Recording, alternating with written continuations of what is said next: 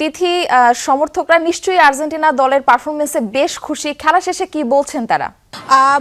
Murphy যেমনটা জানেন যে আলজেরিয়াকে কিন্তু ৩-০ গোলে হারিয়েছে আর্জেন্টিনা। আর সমর্থকদের কথা যেটা বলছিলেন যে তারা ভীষণ খুশি। জি হ্যাঁ, এই মহসিন হলে কিন্তু কিছুক্ষণ আগে কিন্তু একদম কানায় কানায় পূর্ণ ছিল।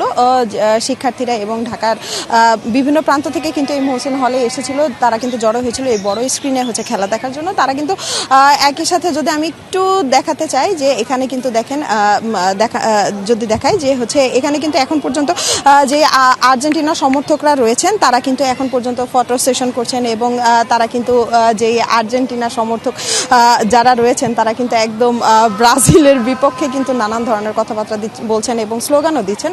একই সাথে তারা কিন্তু বলছেন যে হচ্ছে এবারের শিরোপাটাও, এবারের বিশ্বকাপটাও কিন্তু আর্জেন্টিনাই নেবে, এমনটাই কিন্তু তাদের প্রত্যাশা। একই সাথে তারা কিন্তু বলছিলেন যে এরপরের যেই ম্যাচগুলো রয়েছে সেটিতেও কিন্তু মেসির এই যেই হ্যাটট্রিকের মতো এরকমই পারফরমেন্স তারা আশা করেন। সব মিলিয়ে যদি আমি একটু বলি যে বিশ্বকাপে কিন্তু লিওনেল মেসির কিন্তু প্রথম হ্যাটট্রিক এটি। আর জার্মানির মিরোস্লাভ ক্লোসার সর্বোচ্চ যে 16 গোলের রেকর্ড রয়েছে সেটি কিন্তু স্পর্শ করলেন এই আর্জেন্টাইন ফুটবল জাদুকর। তো সব মিলিয়ে যদি এখন বলি যে আস্তে আস্তে কিন্তু মানুষজন এই মাঠ থেকে যাচ্ছেন, কারণ খেলা শেষ হয়েছে আপনি জানেন। কিন্তু আর্জেন্টাইন যে ভক্তরা রয়েছে তারা কিন্তু তাদের উচ্ছ্বাস কিন্তু একটুও কমেনি। তারা কিন্তু এখনও আশা প্রকাশ করছেন যে এবারের বিশ্বকাপ কিন্তু আর্জেন্টিনার হাতেই যাবে। মাফি। তিথি, ধন্যবাদ যুক্ত হবার জন্য।